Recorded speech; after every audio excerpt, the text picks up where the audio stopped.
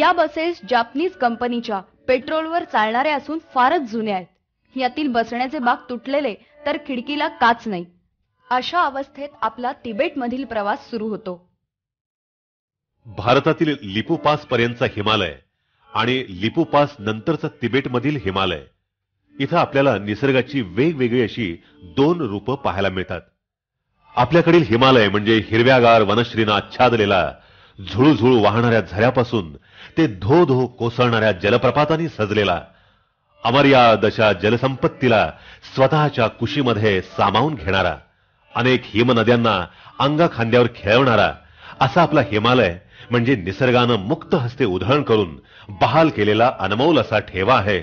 तर या उलट तिबेटमधील हिमालय म्हणजे वृक्ष वाळवंटच, खुरटी झुडपं, लांब वर पसरलेली विस्तीर्ण पठारं, हिरव्या वनश्रीचा तर पत्ताच नाही। यामुळं याला थंड वाळवंट म्हणजे कोल्ड डेझर्ट असं म्हणतात। लिपुलेख पास ते तकलाकोट हे 31 किलोमीटरचं अंतर पार करायला ड्रायव्हरला 1 तास लागतो, कारण सगळा प्रवास हा कच्च्या रस्त्यावरून नदी आणि नाल्यातून करावा लागतो। नाभिढांग पासून चीन विभागातील लिपुलेखच्या पायथ्याशी बस पर्यंत चालत यायसाठी आपल्याला 16,130 पावलं चालावी लागतात, म्हणजे एकूण 11.29 किलोमीटर आपण चालतो। पण हा प्रवास 13,000 फुटांवरून चालू होतो। आपण 4,700 फूट चढून 17,700 फुटावरील लिपूला जातो आणि तिथून पुन्हा 4200 फूट खाली उतरून तकलाकोटला येतो। तकलाकोट हे तिबेटमधील गाव असून त्याची समुद्र सपाटीपासूनची उंची 13,500 फूट आहे। तकलाकोट हे चीन व्याप्त तिबेटमधील एक गाव आहे। तकलाकोटला आल्यानंतर आपल्याला घड्याळ 2 तास पुढे करावं लागतं। इथलं हे आहे पुरंग गेस्ट हाऊस। इथं यात्रेकरूंची राहण्याची व्यवस्था केली जाते।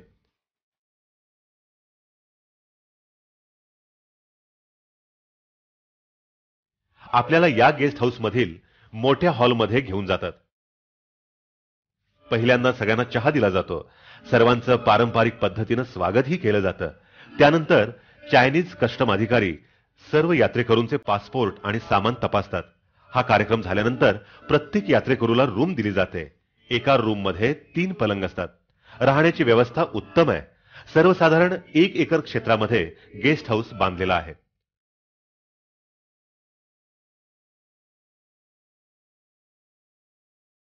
पूर्वेला हे आहे स्वयंपाकघर। इथं दगडी कोळशावर स्वयंपाक चालू आहे।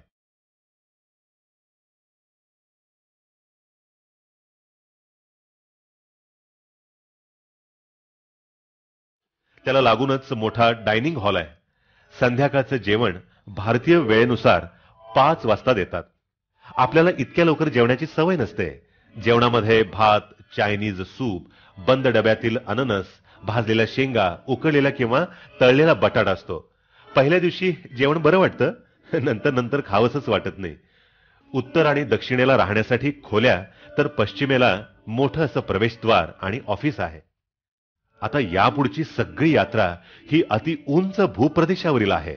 त्याचा परिणाम म्हणजे हवेतील गारव्याचं प्रमाण वाढलेलं असतं आणि हवा विरळ झाल्यामुळं त्यातील प्राणवायूचं प्रमाणही कमी होतं आणि त्यामुळं श्वासोच्छवासाला त्रास होऊन आपल्याला दमायला होतं। याचा खरा परिणाम रात्री जास्त जाणवतो, कारण एकतर थंडी वाजू नये म्हणून खोलीचा दरवाजा बंद करून घेतलेला असतो आणि दुसरं एकेका खोलीत 3-3 यात्रेकरू झोपलेले असतात आणि त्या सगळ्यांना प्राणवायूची कमतरता जाणवते। 12वा दिवस, विश्रांती आणि चलनाची देवाणघेवाण। आज तकलाकोट येथील विश्रांतीचा दिवस असतो। आपण चीनमध्ये 8 ते 9 दिवस राहणार असतो। त्याचा मोबदला म्हणून चीन सरकारकडे $500 जमा करायचे असतात। ते आपल्याला आज जमा करावे लागतात। तर आपण घेऊन आलेल्या $150चे चीनी चलनात म्हणजेच युआन्समध्ये बँकेतून रूपांतर करून घ्यायचं असतं। गेस्ट हाऊसच्या शेजारीच बँक आहे, तर थोडं पुढे गेल्यानंतर पोस्ट ऑफिस आहे। इथून फोन करता येतो, पण हा फोन आंतरराष्ट्रीय फोन होतो। तकलाकोटमध्ये 2 मार्केट्स आहेत, एक चीनी मार्केट आणि दुसरं भारतीय मार्केट। इथं चीनी बनावटीच्या हलक्या वस्तू बऱ्यापैकी स्वस्तात मिळतात। गौरीकुंड आणि मानसचं पाणी भरून घेण्यासाठी आपण इथून प्लास्टिक कॅन खरेदी करू शकता। संध्याकाळी यात्रेकरूंचे 2 ग्रुप पाडले जातात। एक ग्रुप कैलासच्या प्रदक्षिणेला जाणार असतो, तर दुसरा मानसच्या परिक्रमेला. 2 ग्रुप पाडले जाण्याचं मुख्य कारण म्हणजे या परिक्रमेच्या मार्गावरील वसती स्थानांवर एका वेळेला 30 ते 35 यात्रेकरूंची राहण्याची सोय होत नाही. पुरंग गेस्ट हाऊसमध्ये लाईटची व्यवस्था जनरेटरद्वारेच केली जाते. रात्री 2 तास लाईट दिली जाते.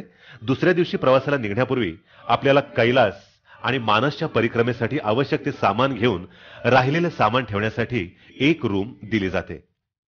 13वा दिवस, कैलास मानस सरोवराचं दर्शन. आपल्याला तकलाकोटहून 125 किलोमीटरवरील तारचेनला बसमधून जायचं असतं. संपूर्ण 4 ते 5 तासांचा हा प्रवास वाळवंटातून, उजाड प्रदेशातून आणि कच्च्या रस्त्यावरून होतो. त्यामुळं प्रवासाचा फारच कंटाळा येतो. प्रवासातच आपण पहिल्यांदा राक्षसताल जवळ थांबतो. सर्व बाजूने कोरून काढल्यासारखा हा प्रचंड आकाराचा तलाव, त्याच्या सभोवताली असणारे सोनेरी रंगाच्या दगड मातींचे कोंदण आणि त्यामध्ये लखलखणारा नीलमणी असा निसर्गाचा अलौकिक आविष्कार लाभलेल्या सुंदर राक्षसतालचं रूप खरंच डोळे भरून पाहत राहावं असं वाटतं. राक्षसताल मानसच्या पश्चिमेला 8 किलोमीटर अंतरावर आहे, तर काही ठिकाणी तो मानसच्या जवळ येतो. राक्षसतालचं एकूण क्षेत्रफळ 224 चौरस किलोमीटर इतकं आहे. या तलावाबाबत आपल्या हिंदू पुराणात अनेक आख्यायिका आहेत. या तलावाचा संबंध थेट रावणाशी जोडलेला आहे. या तलावाबाबत कुठेही चांगलं लिहिलेलं आढळत नाही आणि त्यामुळं या तलावातील पाण्याला कुणीही हात लावत नाही अथवा तिथं पूजा अर्चा सुद्धा करत नाही. निसर्गनिर्मित या सुंदर जलाशयाचं दर्शन घेतल्यावर ते अपवित्र आहे असं मनातही येत नाही आणि त्यावर विश्वासही बसत नाही. यालाच निसर्गाचं शापित लेणं म्हणतात.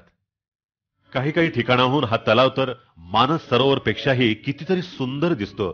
तसंच कैलासचं इथून उत्तम दर्शन होतं. डिसेंबर महिन्यात या तलावाचं पाणी गोठतं आणि मे महिन्यात ते वितळतं. मानसच्या अगोदर राक्षसताल गोठतो आणि वितळतो. राक्षसतालची परिक्रमा 75 मैलांची आहे, पण ती कुणीही करत नाही. मानस सरोवरचं पाणी बाहेर जाण्याचा एकच मार्ग आहे आणि तो म्हणजे गंगाछू नाला. गंगाछू नाला हा राक्षसतालला जाऊन मिळतो. म्हणजेच मानस सरोवर आणि राक्षसताल हे दोन्ही जुळे तलाव आहेत. मानस सरोवर हा राक्षसतालपेक्षा 50 ते 60 फूट उंचीवर आहे आणि त्यामुळं मानस सरोवरमध्ये जादा झालेलं पाणी राक्षसतालला मिळतं. तसंच कैलासच्या दक्षिणेकडील वितळलेल्या बर्फाचं पाणीही राक्षस तलावाला येऊन मिळतं. राक्षसतालमध्ये जादा झालेलं हे पाणी म्हणजेच सतलज नदीचं उगमस्थान होय. त्यानंतर आपण मानस सरोवराच्या काठावरील झैदी या ठिकाणी थांबतो.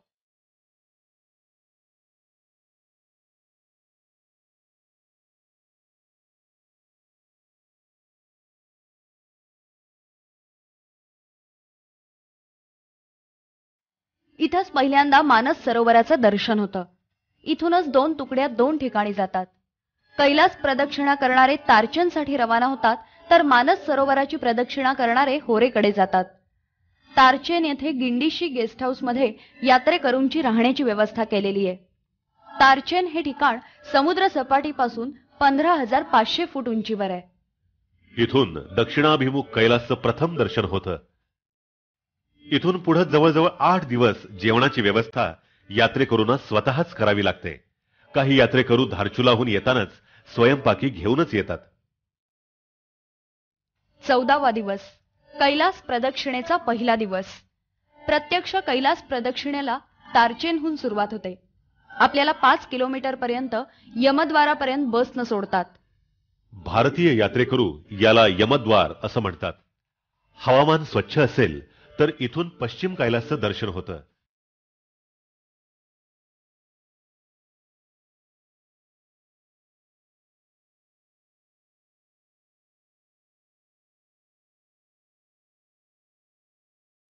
ही आहेत पश्चिम कैलासची काही रूपं.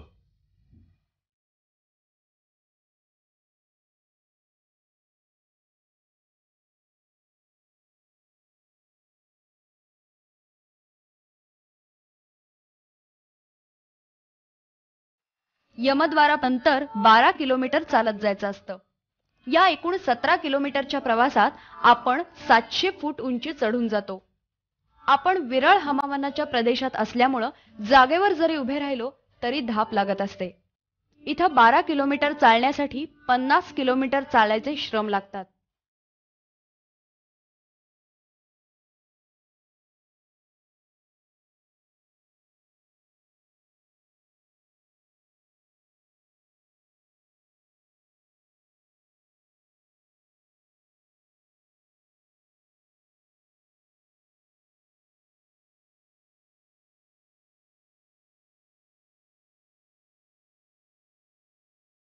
हवामान स्वच्छ असेल तर इथून पश्चिम कैलासचं दर्शन होतं.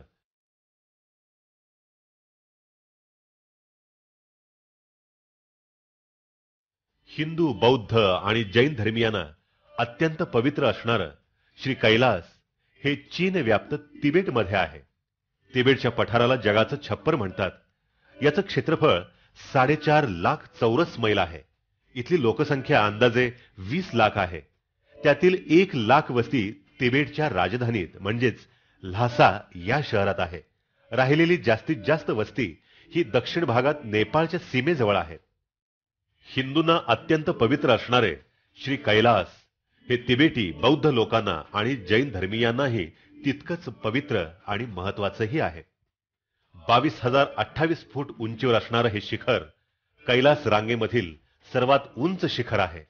कैलास पर्वताची प्रदक्षिणा करताना डोलमा पास या ठिकाणी आपण समुद्र सपाटीपासून जास्तीत जास्त 19,500 फूट उंचीपर्यंत वर जातो आणि पुन्हा 16,200 फुटांपर्यंत खाली येतो. हा पर्वत 81 अंश पूर्व अक्षांश आणि 31 अंश उत्तर रेखांशावर आहे. भारतातील अल्मोडापासून कैलास 400 किलोमीटर लांब आहे, तर तो तिबेटची राजधानी ल्हासापासून 1300 किलोमीटर लांब आहे. कैलास पर्वताचं दर्शन पश्चिम, उत्तर आणि दक्षिणेकडून होतं.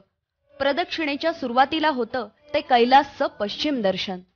त्यानंतर डेरापूक वरून कैलासचं उत्तरेकडील दर्शन होतं.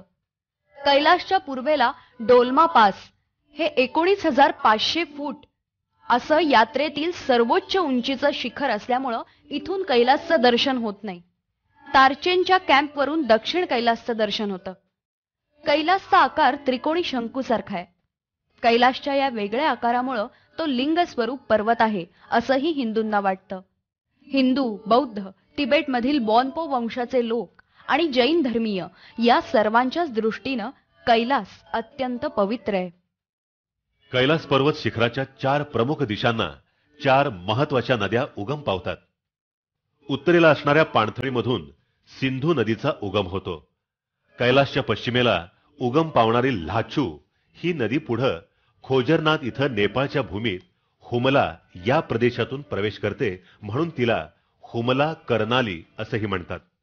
कर्नाली ही नदी नेपाळच्या अनेक मोठ्या नद्यांपैकी एक असून पुढे ती भारताच्या भूमीमध्ये प्रवेश करून काली गंगेला मिळते. कैलासच्या दक्षिणेला आणि राक्षस तलावाच्या वायव्येकडून सतलज नदीचा उगम होतो. ही नदी काही काळ तिबेटमध्ये वाहते, नंतर हिमालयाच्या रांगा ओलांडून मार्ग काढत हिमाचल प्रदेशामधून भारतात प्रवेश करते. पुढे पंजाब, राजस्थान ओलांडून ती पाकिस्तानमधून अरबी समुद्राला मिळते. कैलासच्या पूर्वेला उगम पावणारी तांग छू या नावानं ओळखली जाणारी आणि जवळजवळ 1000 किलोमीटर लांबीच्या पूर्ण तिबेटच्या पठारातून वाहणारी ब्रह्मपुत्रा नदी अरुणाचल प्रदेशातून भारताच्या भूमीवर प्रवेश करते. आसाममधून वाहत पुढे बांगलादेशमध्ये प्रवेश करून बंगालच्या उपसागराला मिळते. एकूणच दक्षिण आशियाच्या पठारातून वाहणाऱ्या या 4ही महत्वाच्या नद्या हिमालयाच्या पलीकडे असणाऱ्या तिबेटच्या पठारातून उगम पावतात.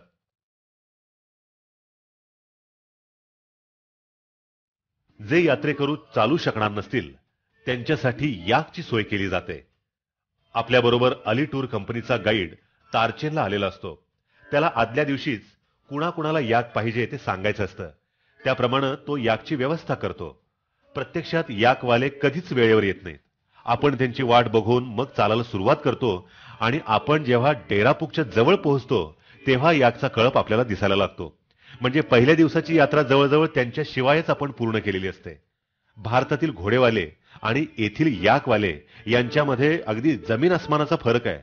घोडेवाले यात्रेकरूंना सांभाळतात, तर याकवाले जास्तीत जास्त त्रास द्यायचा प्रयत्न करतात.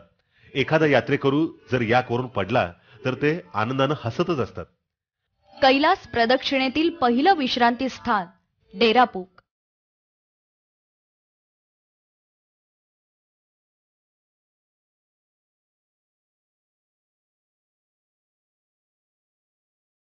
डेरापूक समुद्र सपाटीपासून 16,200 फूट उंचीवर आहे.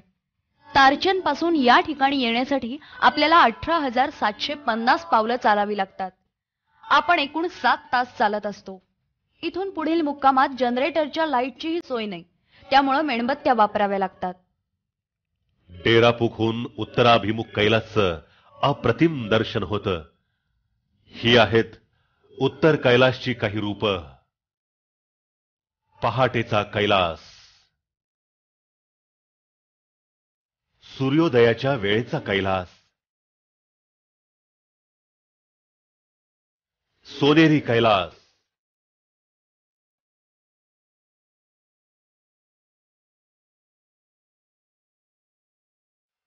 दुपारचा तेजस्वी कैलास,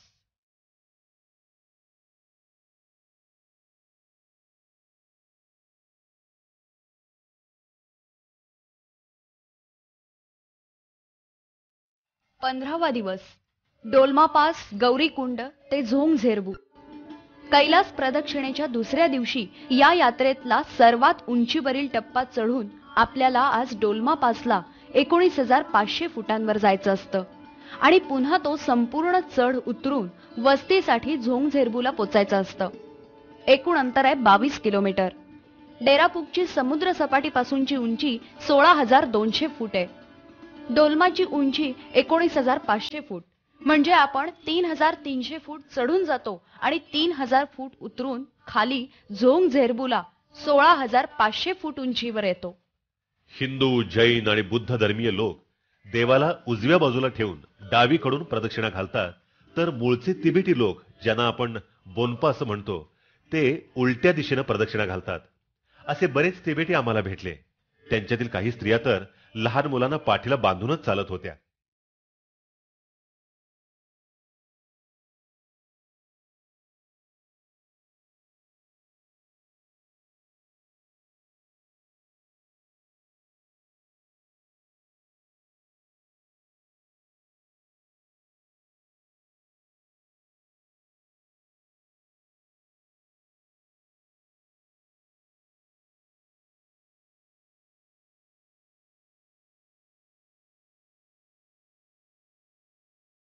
हा आहे याक. हा पण या डोलमा पासच्या चढावर दमतो. पहा, तो पण इथं कसा धापा टाकतोय. मग आपलं काय, समुद्र सपाटीपासून इतक्या उंचीवर घोडं चालू शकणार नाही, म्हणूनच इथं याकचा वापर करावाच लागतो.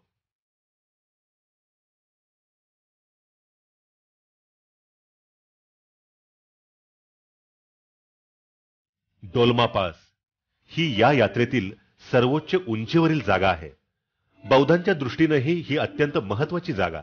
या ठिकाणी असलेल्या प्रचंड शिळेभोवती ते लोक 3 वेळा प्रदक्षिणा घालतात आणि त्या ठिकाणी वस्त्रांच्या पताका चिकटवतात. डोलमा पास जवळ भरपूर दोऱ्या बांधलेल्या दिसतात आणि त्यांना अनेक रंगाच्या कापडी पताका लावलेल्या दिसतात. हिंदू यात्री शंकराची पूजा आणि हवन इथंच करतात. इथून कैलासचं दर्शन होत नाही.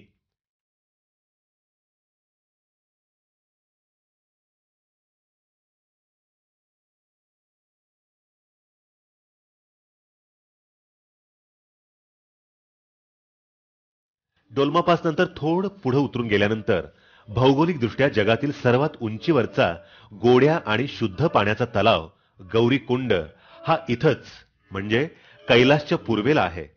असं म्हणतात की साक्षात पार्वती इथं स्नान करते. आपले पाण्याचे कॅन याकवाल्यांना भरण्यासाठी दिले आणि त्यांना प्रत्येकी 5 योवान्स दिल्या की याकवाले गौरी कुंडाचं पाणी भरून आणून देतात.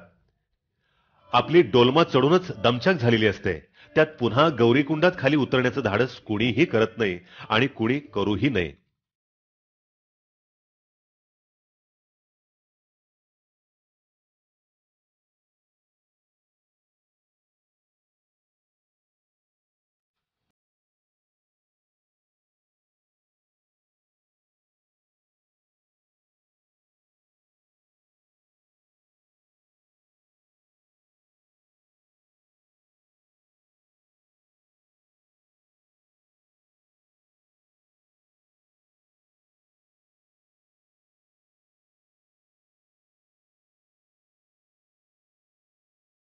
गौरी कुंडानंतर आपल्याला जवळजवळ 3000 फूट खाली उतरावं लागतं.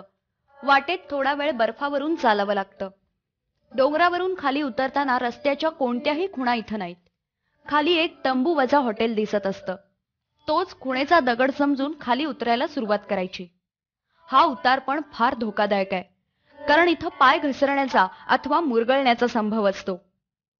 डोंगर उतरून खाली आल्यानंतर आपल्याला झोंगचू नदीच्या कडेनं चालायचं असतं. नदीच्या कडेनं चालताना आपल्याला बरेच ओढे नाले ओलांडावे लागतात. तसंच जमीन ओली असल्यामुळं जलद चालणंही शक्य होत नाही. झोंगझेरबूला पोचायला अंदाजे 10 तास लागतात. डेरापूक ते झोंगझेरबू हे अंतर 22.25 किलोमीटर आहे. आपल्याला 27,500 पावलं चालावी लागतात. हे आहे झोंगझेरबू इथलं गेस्ट हाऊस. याला गेस्ट हाऊस म्हणायचं म्हणून गेस्ट हाऊस म्हणायचं. मातीच्या 4 भिंती, वर पत्रा, खाली मातीची जमीन. पाऊस सुरू झाला की पाणी गळायला सुरुवात होते. मग खोलीत बसणंही मुश्किल. झोपण्याचा तर विचारच करायचा नाही. आणि इथं पाऊस पडतो, तोही बर्फाचा.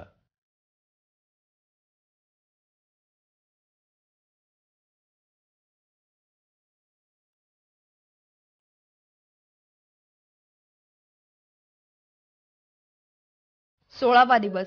झोंगझेरबू ते तारचेन आणि अष्टपाद दर्शन. झोंगझेरबूहून निघून तारचेनला जायचं असतं. एकूण अंतर 12 किलोमीटर आहे. पहिल्या 2 दिवसांच्या मानानं आजचा यात्रामार्ग फारच सोपा आहे. हा आहे याक नावाचा प्राणी. सर्वसाधारण गवारेड्यासारखा पण थोडे जादा केस असलेला प्राणी. आपल्याकडे आपण जसे गाईला कामधेनू म्हणतो, तसंच तिबेटमधील लोक याकला कामधेनू समजतात. कारण याक पासून त्यांना दूध मिळतं. दुधापासून दुग्धजन्य पदार्थ मिळतात. याक सामानाच्या वाहतुकीलाही वापरतात आणि त्यावर पैसेही कमावतात. याक मेल्यानंतर त्याच्या चमड्यापासून विविध उपयोगी वस्तू बनवतात. एका याकचं मांस हे एका कुटुंबाला 5 ते 6 महिने पुरतं. अशा प्रकारे याक जिवंतपणी आणि मेल्यानंतरही त्यांच्या उपयोगी पडतो. म्हणूनच याकचं शिंग असणारे मुंडके घराच्या मुख्य दरवाजावर लावून त्याचा ते सन्मानच करतात. श्रद्धा, भक्ती, विश्वास, संकेत अशी विविध रूपं आपल्याला या यात्रेमध्ये पाहायला मिळतात. आम्हाला वाटेमध्ये दंडवत घालत चाललेले तिबेटी यात्रेकरूही भेटले बरं का.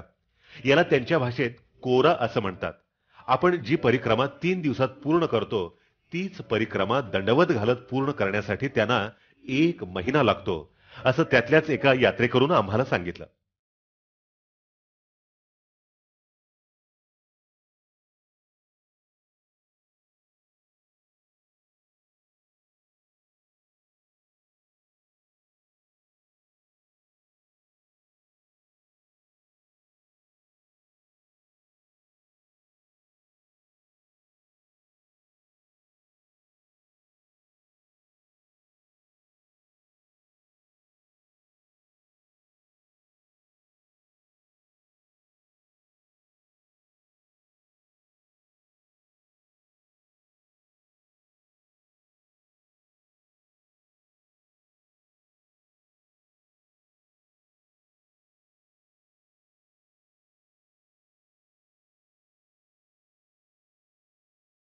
झोंगझेरबूहून तारचेन हे अंतर 12.30 किलोमीटर आहे. आम्हाला 19,250 पावलं चालावी लागली. झोंगझेरबू हे समुद्र सपाटीपासून 16,500 फुटांवर आहे. आपण 1,000 फूट खाली उतरून 15,500 फुटांवर तारचेनला पोचायला 3 ते 4 तास लागतात. कालच्या आणि परवाच्या मानानं हा यात्रामार्ग फारच सोपा आहे. जैन धर्मीयांच्या दृष्टीनं कैलासला हिंदून इतकंच महत्व आहे. जैनांचे प्रथम तीर्थंकर ऋषभदेव भगवान हे कैलासच्या पायथ्याशी आल्यावर कैलासच्या दक्षिणेकडील एक पर्वत केवळ 8 पावलांमध्ये चढून गेले. आजही जैन धर्मीय त्या पर्वताला अष्टापद किंवा अष्टपाद असं संबोधतात आणि श्रद्धापूर्वक नतमस्तक होतात. जैन धर्माचे संस्थापक आदिनाथ ऋषभदेव यांना घोर तपश्चर्येनंतर केवल ज्ञान प्राप्ती झाली होती. त्यांना 7 पावलांमध्ये महानिर्वाण किंवा मोक्ष प्राप्ती झाली होती असंही मानलं जातं. ऋषभदेव यांनी टाकलेली ही 7 पावलं म्हणजेच जैन धर्माची वेगवेगळी आणि अत्यंत महत्वपूर्ण असलेली 7 तत्व आहेत असं मानलं जातं. ही 7 तत्व म्हणजेच जीव, अजीव, आश्रव, बंध, संवर, निर्जरा आणि मोक्ष. या 7 पावलानंतरचं अष्टापद हे ठिकाण जैन धर्मीयांच्या दृष्टीनं अत्यंत महत्त्वपूर्ण असणारं तीर्थ कैलासच्या दक्षिण पायथ्याशी असणारं असं ठिकाण आहे.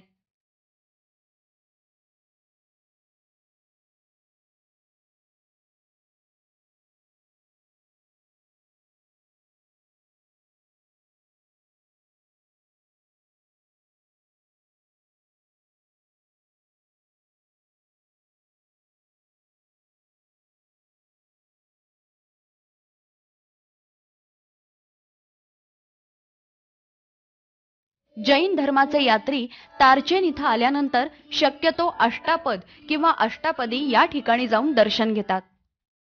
कैलास पर्वताच्या दक्षिणेला आणि तारचेनच्या उत्तरेला 17,500 फूट उंचीवर घ्यांगटा गुंफा आहे.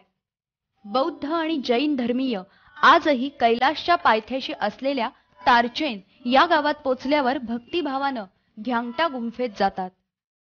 जैन धर्मीयांच्या मते या गुंफा म्हणजे जैनांचे पहिले तीर्थंकर ऋषभदेव यांचे पुत्र भरत यांनी कैलास इथं बांधलेली जिनालये आहेत.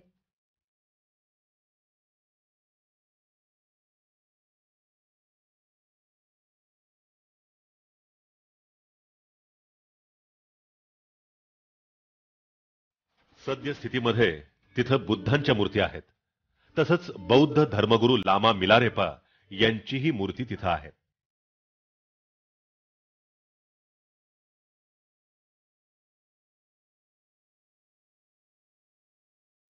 हा आहे या मंदिराच्या आतील भाग.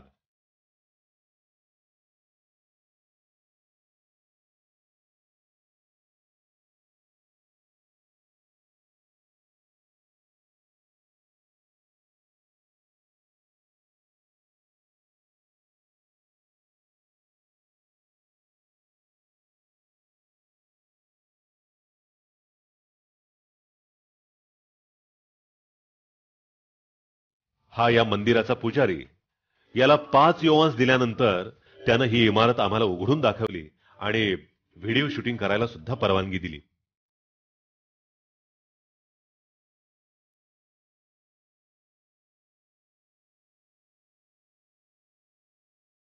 अष्टपादला जर जाऊन यायचं असेल तर झोंगझेरबोहून तारचेनला आल्यावर थोडं काहीतरी खाऊन घेतल्याबरोबर निघावं लागतं. कैलास मानसच्या यात्रेत अष्टपादला घेऊन जाण्याची जबाबदारी अली टूर कंपनीवर टाकलेली नाही. त्यामुळे आपल्याला तिथलाच एक स्थानिक गाईड घ्यावा लागतो. अष्टपादला जाऊन येण्यास कमीत कमी 6 ते 7 तास लागतात. तारचेन ते अष्टपाद हे अंतर 7 किलोमीटर आहे. या 7 किलोमीटरमध्ये आपल्याला 2000 फूट उंचीत चढून जावं लागतं. एकूण 10,200 पावलं चालत गेल्यानंतर अष्टपादचं दर्शन होतं. रात्री 10 वाजता अंधार पडत असल्यामुळं आपण जरी 2 वाजता निघालो तरी 9 वाजेपर्यंत परत येऊ शकतो. अष्टपादला कैलासचं जितकं सुंदर दर्शन होतं तसं इतर कुठूनही होत नाही. इथं कैलास आणि आपण अगदी समोरासमोर येतो. मध्ये कोणताही अडथळा नाही. तसंच दक्षिण कैलास हा संपूर्ण बर्फाच्छादित आहे आणि म्हणूनच त्याचं दर्शन सुंदर असं आहे. कैलास पर्वतापासून मानस सरोवर 40 किलोमीटर अंतरावर आहे. तरी पण अष्टपादच्या पायथ्यावरून राक्षसताल आणि मानस सरोवर दिसतात. हे दोन्ही तलाव जुळे असून 2 डोळ्यांप्रमाणे आहेत. या दोघांच्या मध्ये एक नाकाच्या आकाराचा पर्वत आहे आणि हा पर्वत या 2 तलावांना वेगवेगळे करतो.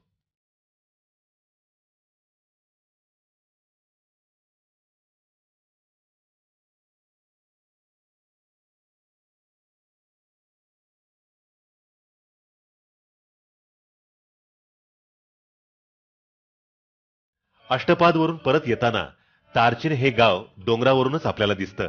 इथं कैलास यात्रेला येणाऱ्या यात्रेकरूंची बऱ्यापैकी गर्दी असल्यामुळं बरेच व्यापारी पण इथं आलेले दिसतात.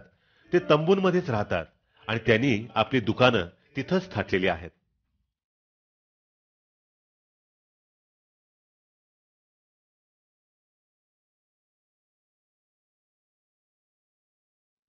सतरावा दिवस.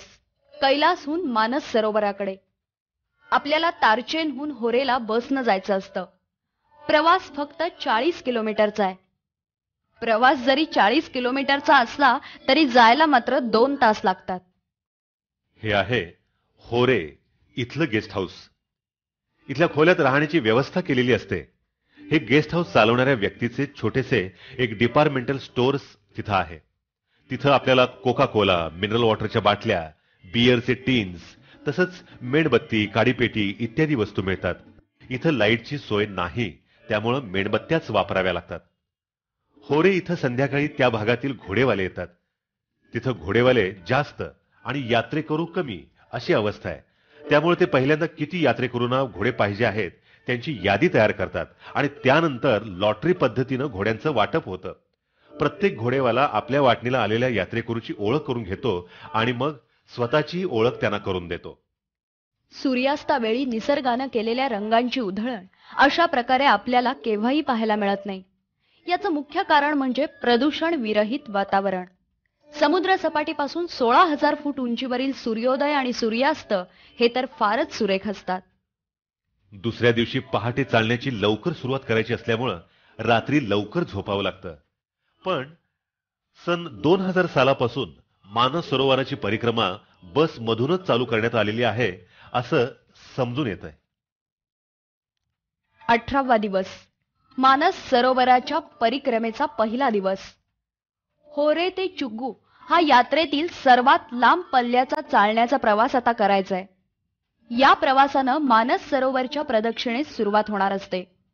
होरे सोडल्यानंतर जवळजवळ 2 ते 3 तासानंतर आपण मानसच्या काठावर येतो. तोपर्यंतचा भूप्रदेश वाळवंटी पण खुरटे गवत उगवलेला आहे. या भागात आपल्याला पांढरे उंदीर मोठ्या प्रमाणात फिरताना दिसतात. पावलोपावली त्यांची घरं आहेत, त्यामुळे जमीन भुसभुशीत झालेली आहे. त्यामुळे चालताना आपल्याला अपेक्षित गती मिळत नाही. तसंच या मार्गामध्ये बरेच ओढे, नाले, पाण्याचे प्रवाह आणि नद्या आहेत. मानसच्या चारी दिशांना बर्फांचे डोंगर आहेत. सूर्याच्या उष्णतेनं बर्फ वितळतं आणि त्याचं पाण्यात रूपांतर होऊन ओढ्यातून किंवा नाल्यातून वाहू लागतं. हे वाहतं पाणी फारच थंड असतं. ओढे ओलांडताना बूट भिजू नयेत म्हणून फारच काळजी घ्यावी लागते. कारण आपण जर ओले बूट आणि ओले मोजे घालून चाललो तर पाय सोलून निघण्याची शक्यता जास्त असते. छोटे ओढे किंवा नाले आपण चालत ओलांडले तरी चालतात, पण मोठे ओढे शक्यतो घोड्यावरूनच ओलांडावेत. इथले घोडेवाले हे कैलास परिक्रमेतील याकवाल्यांच्या पेक्षा स्वभावानं फारच चांगले आहेत. सर्वसाधारण 4 ते 5 तास चालल्यानंतर ट्रंग चू या नावाची नदी ओलांडावी लागते. या नदीचं पात्र फार मोठं असून ती बऱ्यापैकी खोल आहे. घोडा तोंडापर्यंत बुडतो आणि अशा घोड्यावर बसून आपल्याला ही नदी ओलांडायची असते. ही नदी आपण 11 वाजण्यापूर्वीच ओलांडावी लागते. नाहीतर त्यानंतर सूर्याच्या किरणांची प्रखरता जसजशी वाढत जाते तसतसे आजूबाजूच्या पर्वतावरील बर्फ वितळून पाणी होतं आणि त्यामुळं पाण्याच्या प्रवाहाचा वेग हा वाढतच जातो.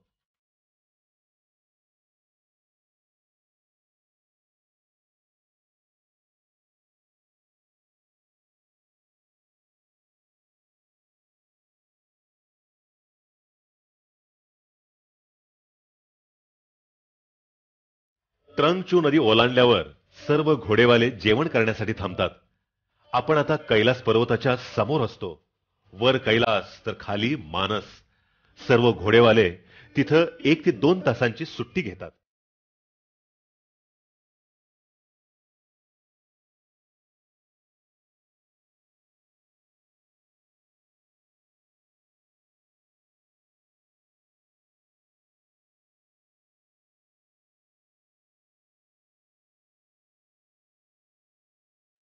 एकूण 39,564 पावलं चालल्यानंतर जवळजवळ 12 तासानंतर आपण 27.69 किलोमीटर चालून गेल्यानंतर चुग्गूला पोहोचतो. आपण समुद्र सपाटीपासून सर्वसाधारण 16,000 फूट उंचीवरून मानस सरोवराच्या काठानं वाळूतून दगडधोंड्यातून प्रवास करत असतो. वाळूतून चालत असल्यामुळं अपेक्षित गती आपल्याला येत नाही. सूर्याची किरणं शरीर जाळत असतात तर पाठीला थंडी वाजत असते. कितीही पाणी प्यालं तरी घशाची कोरड काही कमीच होत नाही. आजच्या यात्रेतील प्रवास हा या यात्रेतील सर्वात कठीण आणि त्रासदायक असा प्रवास म्हणावा लागेल. हा आहे चुग्गूचा कॅम्प. हा कॅम्प मानसच्या दक्षिणेला काठावर आहे. कॅम्पच्या खोलीतील खिडकीतून मानसचं दर्शन होत असतं. एका खोलीत 5 ते 7 पलंग टाकलेले आहेत. इथं सुद्धा लाईटची सोय नाहीये. कॅम्पच्या शेजारीच एक गुंफा म्हणजे बौद्ध मठ आहे. 19वा दिवस, मानस परिक्रमेचा शेवटचा दिवस. आपण चुग्गूहून झैदीसाठी निघतो. पाण्यावरील पक्षी इथं फार मोठ्या प्रमाणावर पाहायला मिळाले. मानसचा परिसरही फारच सुंदर आणि निसर्गरम्य आहे. तसंच आपण समुद्र सपाटीपासून सर्वसाधारणतः 16,000 फूट उंचीवरून चालत असतो. मानसचा हा सर्वच परिसर अत्यंत सुंदर आणि निसर्गरम्य आहे.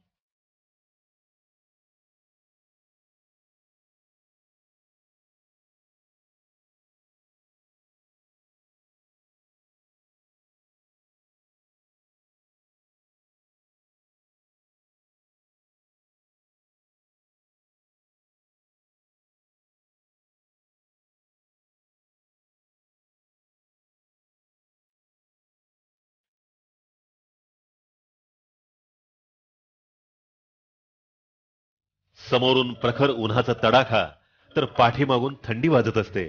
सुट्या वाळूतून चालण्याची सवय नसल्यामुळं रस्ता संपत नाही. भयानक तहान लागलेली असते. पाणी पिऊन सुद्धा तहान भागत नाही. अशा अवस्थेमध्ये आपली पायपीट चालूच असते. तसा आजचा प्रदक्षिणेचा शेवटचा दिवस असतो आणि यात्रा सफलपणे पूर्ण होत असल्याच्या आनंदात चालण्याचा थकवा आपल्याला अजिबात जाणवत नाही. कालच्या मानानं आज ओढे नाले कमी आहेत. वाटेत डावीकडे डोंगरावर एक गुंफा दिसते. त्यानंतर पुढे आपल्याला गुरला मांधाता या पर्वताचं जवळून दर्शन होतं. गुरला मांधाता या पर्वताची समुद्र सपाटीपासूनची उंची 25,355 फूट इतकी आहे. हा संपूर्ण प्रवास मानसच्या काठानं असल्यामुळं गाईडची गरज भासतच नाही. चुग्गूहून झैदीपर्यंत येण्यासाठी आपल्याला 27,829 पावलांचा प्रवास करावा लागतो. 7 तासांमध्ये आपण जवळजवळ 20 किलोमीटर चालत जातो.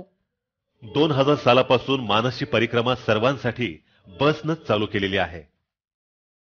20वा दिवस, मानस सरोवराच्या सानिध्यात. समुद्र सपाटीपासून 16,000 फूट उंचीवर असणारं तिबेटच्या पठारावरचं हे सरोवर म्हणजे मानवाला भौगोलिकदृष्ट्या ज्ञात असलेलं पहिलं सरोवर आहे असं मानलं जातं. कैलासच्या आग्नेयेला मानस सरोवर हे 30 किलोमीटर लांब अंतरावर आहे.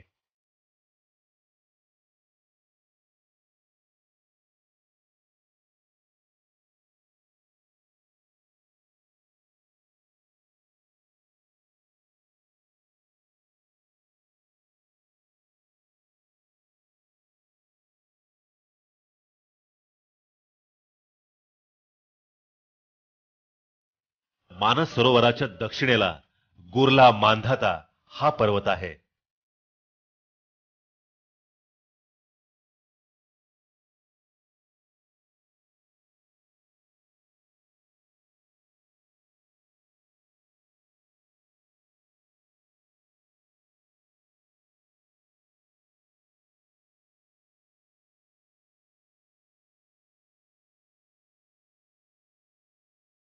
मानसच्या पश्चिमेला राक्षसताल आहे, तर पूर्वेला छोट्या पर्वतांची रांग आहे.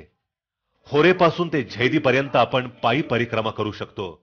झैदीपासून होरेपर्यंत जाताना परिक्रमेच्या वाटेत गवत आणि दलदल असल्यामुळं चालत जाता येत नाही.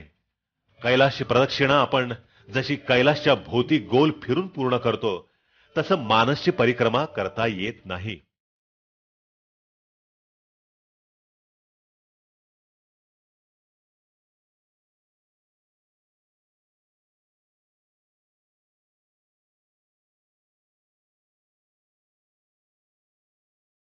मानस सरोवराचं एकूण क्षेत्रफळ 325 चौरस किलोमीटर आहे. त्याची खोली सर्वसाधारणतः 300 फूट असून या सरोवराचा परीघ 110 किलोमीटर आहे. अशा या महाकाय सरोवराच्या रंगछटाही वेळोवेळी बदलत असतात. याचं मुख्य कारण म्हणजे आकाशाचे रंग बदलले की त्याचं प्रतिबिंब पाण्यात पडून मानसचे रंग बदलत राहतात. सूर्योदयाच्या वेळेच्या मानसच्या पाण्याचा रंग सूर्य डोक्यावर आल्यावर वेगळाच दिसतो, तर सूर्यास्ताच्या वेळी त्याचं रूप वेगळंच असतं.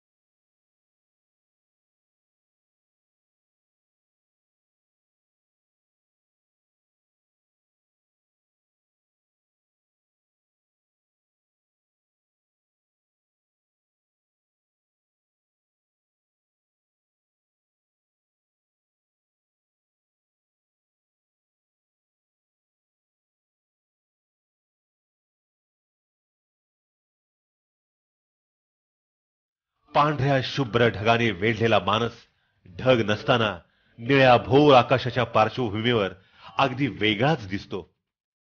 मानस सरोवराच्या उत्तरेला असलेला कैलास आणि त्याच्या आसपासचे बर्फाच्छादित पर्वत आणि दक्षिणेला उभा असलेला महाकाय गुरला मांधाता पर्वत यांचं बर्फ वितळून तयार झालेलं पाणी 12ही महिने मानस सरोवराला मिळत असतं.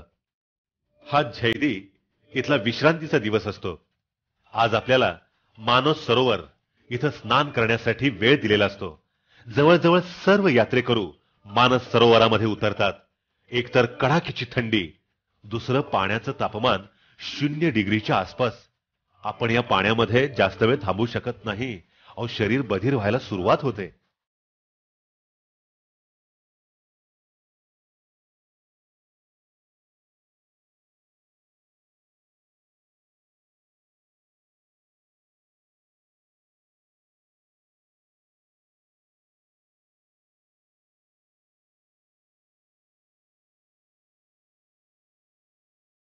मानसचं पाणी स्फटिकासारखं निर्मळ आहे.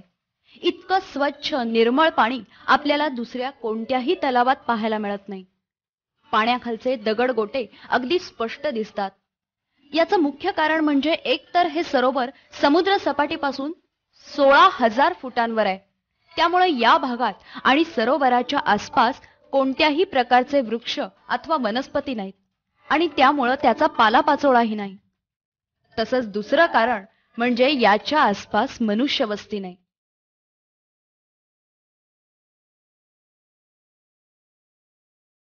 मानस स्नान झाल्यानंतर पूजा अर्चा होम हवन करण्यास परवानगी दिलेली असते. इथूनच कैलासला बेलपत्र वगैरे अर्पण करण्याची प्रथा आहे. सर्व यात्रेकरू मानसचे पाणी कॅन मध्ये भरून घेतात. यात्रेकरू मानसच्या परिसरातील छोटे छोटे दगड गोळा करून घेऊन येतात.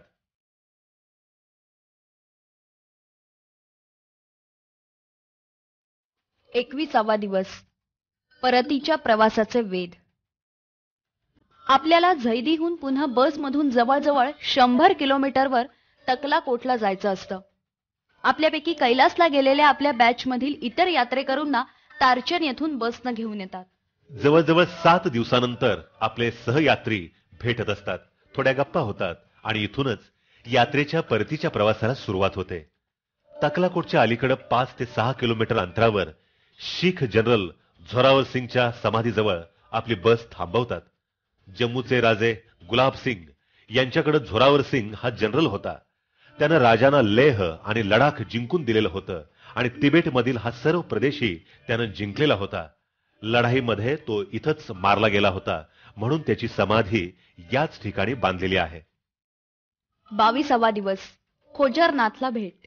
हा तकलाकोट येथील विश्रांतीचा दिवस असतो. आपल्याला तकलाकोट पासून 25 किलोमीटरवरील खोजरनाथ येथील राम, लक्ष्मण आणि सीता यांच्या मंदिरात बसनं घेऊन जातात. या मंदिरामध्ये तिबेटी भाषेतील रामायणाचा पाठ 24 तास म्हटला जात असतो, असं सांगण्यात आलं.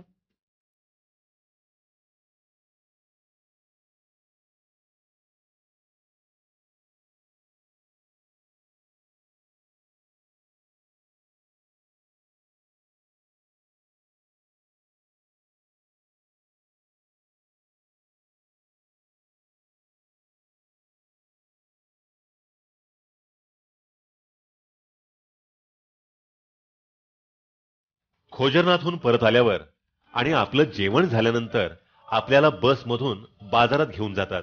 बरेच यात्रेकरू शॉपिंगचा आनंद मनसोक्त लुटतात.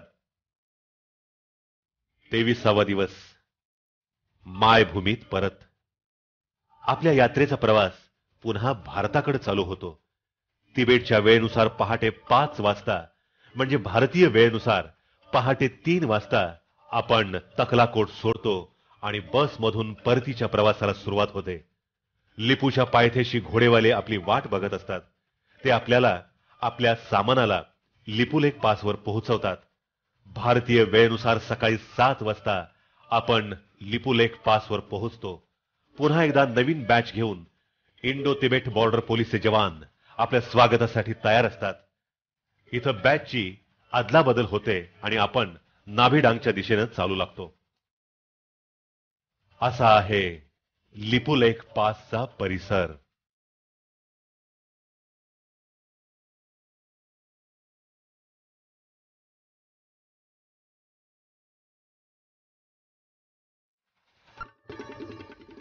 आपण आपलं सामान इथं एकत्र ठेवायचं आणि नंतर सरकारनं नेमून दिलेले सामान वाहतुकीचे कंत्राटदार ते सामान खाली घेऊन जातात.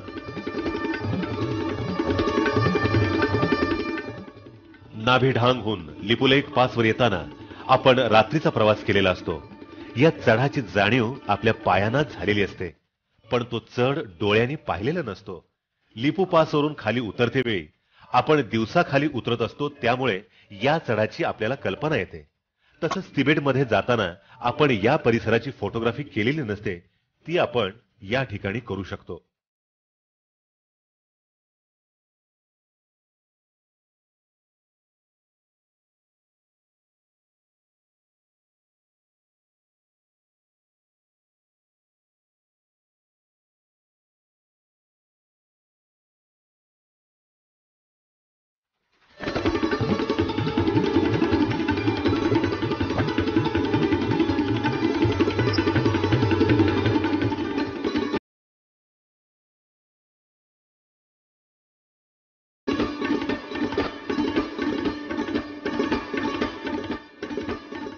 नाभिडांगला आपल्या जेवणाची सोय केलेली असते. जवळजवळ 10 दिवसानंतर पुन्हा भारतीय गरम गरम जेवण आपल्याला मिळतं. याच वेळी आपण चीनमध्ये जाण्यापूर्वी ठेवलेले सामान आपल्याला परत दिलं जातं. तसंच कॅमेऱ्याचे रोल्स, व्हिडिओ कॅसेट्स या सुद्धा आपल्याला परत मिळतात. जेवण झाल्यानंतर आपण कालापानीला मुक्कामाला जातो. यात्रेहून परतताना एका दिवसात आपण 2 कॅम्प खाली येतो. 24वा दिवस. कालापानी ते गुंजी. आपण कालापानीहून गुंजीकडे निघतो. कालापानीपासून गुंजीपर्यंत पोहोचायला आपल्याला 12,999 पावलं चालावी लागतात. एकूण अंतर 9.9 किलोमीटर होतं, तर 9 किलोमीटर चालायला 2 तास लागतात. 25वा दिवस. गुंजी ते बुधी. आपण गुंजीहून बुधीला जातो. गुंजी ते बुधी हे अंतर 20.15 किलोमीटर आहे. त्याकरता आपल्याला 28,799 पावलं चालावी लागतात आणि यासाठी 6 तास लागतात. गरबँग पासून छियालेक पर्यंत सर्वसाधारण 3 किलोमीटर रस्ता पांढऱ्या मातीचा, ओला आणि निसरडा तर आहेच, पण संपूर्ण चढ असलेला आहे. आणि त्यानंतर छियालेक पासून बुधीपर्यंत संपूर्ण उतारावरच काळजी घ्यावी लागते, कारण पाय घसरण्याचा, मुरगळण्याचा संभव असतो. या मार्गातच आपल्याला कैलासकडे जाणारी आणखी एक बॅच भेटते. हे 5वं क्रॉसिंग असतं. ओम नमः शिवाय. वेलकम.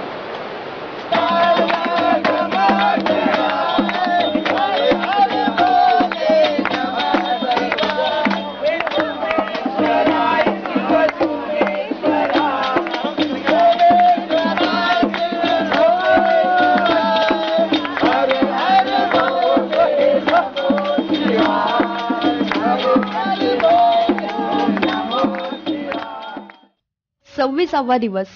शेवटच्या कॅम्पवर, अर्थात पुन्हा गालाकडं. आपण बुद्धीहून गालाला जायला निघतो. बुद्धी ते गाला हे अंतर 24.43 किलोमीटर आहे आणि ते पार करण्यासाठी 34,900 इतकी पावलं चालावी लागतात. प्रवासाला सुमारे 8 तास लागतात. बुधी ते मालपा हा रस्ता तसा उताराचा आहे, पण बऱ्याच ठिकाणी एकतर ओढे ओलांडावे लागतात किंवा धबधब्यांच्या खालून जावं लागतं. त्यामुळं आपण भिजण्याचा संभव असतो. त्यानंतर लखीमपूर पर्यंत थोडाफार चढ आहे.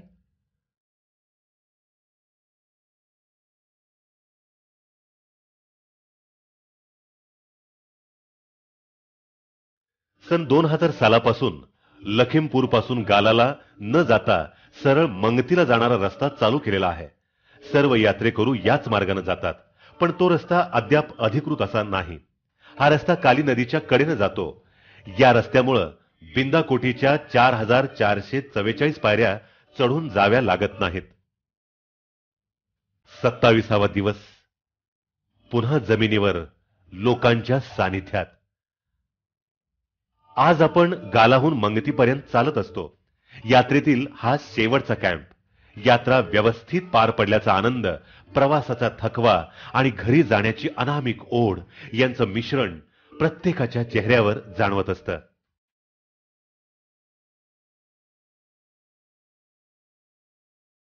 मंगती इथं आणखी एका बॅचचे यात्रेकरू आलेले असतात. हे 6वं क्रॉसिंग असतं.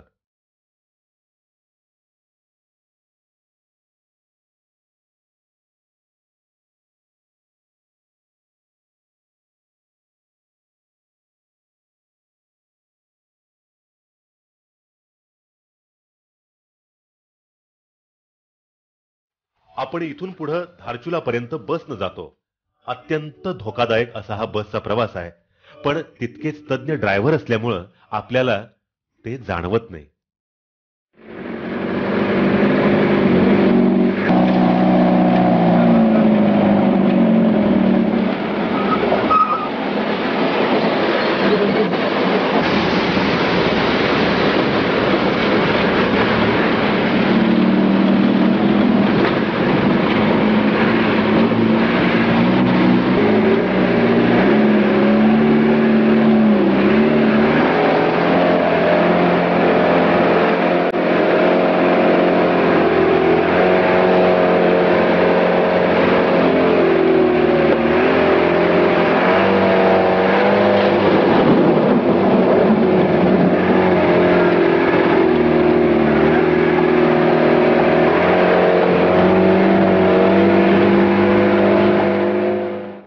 अठ्ठावीसावा दिवस, परतीचा प्रवास.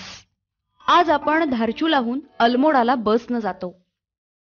29वा दिवस, राजधानीकडं. आज आपण अल्मोडाहून बसनं दिल्लीला जातो. दिल्लीला पोचेपर्यंत संध्याकाळ होते.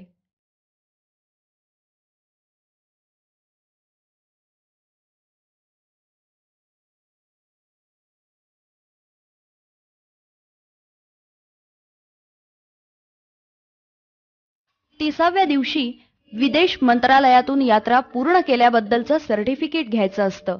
ते दुपारपर्यंत मिळतं.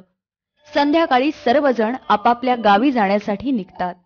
परमेश्वराचं अस्तित्व आहे की नाही ठाऊक नाही, पण या यात्रेत जाणवते एक आत्मसाक्षात्कारी अनुभूती. न अनुभवलेलं मनाचं अनोखं रूप. निसर्गाच्या समोर जाताना आपण किती तोकडे आहोत याची झालेली जाणीव. उंच शिखरांच्या पायथ्याशी झालेली निसर्गाच्या भव्यतेची जाणीव आणि कैलास पर्वताच्या दर्शनानं भारावून गेलेली सहकार्यांची मनं. मानस सरोवराच्या अथांगतेतून मनावर घातलेली भुरळ, या सर्वातून ही यात्रा सफल झाल्याचा नवा आनंद प्राप्त होतो. निसर्ग भुलवतो, निसर्ग झुलवतो, निसर्ग सांगतो माणसाला कसं जगायचं ते. आपण या निसर्गाच्या रूपासमोर नतमस्तक कधी होतो ते आपलं आपल्यालाच उमगत नाही. नवे सहकारी, नवा विचार, नवे साक्षात्कार घेऊन आपण आपल्या घरी परततो. पूर्ण नवे बनून, उत्साही बनून. आजवर जपलेला अहंकार दूर होतो. निसर्गाबद्दलचा तिरस्कारही दूर होतो. नवी दृष्टी मिळते नव्या सृष्टीतून. कैलास मानसचा हा स्पर्श जीवन उजळवून टाकतो. जगण्याची नवी दिशा दाखवतो. आज तो कैलाश में बाज रहा डमरू, आज तो कैलाश में बाज रहा डमरू. नाच रहे भोले बाबा पायल बाजे घुंघरू, नाच रहे भोले बाबा पायल बाजे घुंघरू. आज तो कैलाश में बाज रहा डमरू, आज तो कैलाश में बाज रहा डमरू. नाच रहे भोले बाबा पायल बाजे घुंघरू. नाच रहे भोले बाबा पायल बाजे घुंघरू. पतित पावन सीताराम बोल रहा डमरू, पतित पावन सीताराम बोल रहा डमरू. हे पतित पावन सीताराम बोल रहा डमरू. पतित पावन सीताराम बोल रहा डमरू. नाच रहे भोले बाबा पायल बाजे घुंघरू. नाच रहे भोले बाबा पायल बाजे घुंघरू. आज तो कैलाश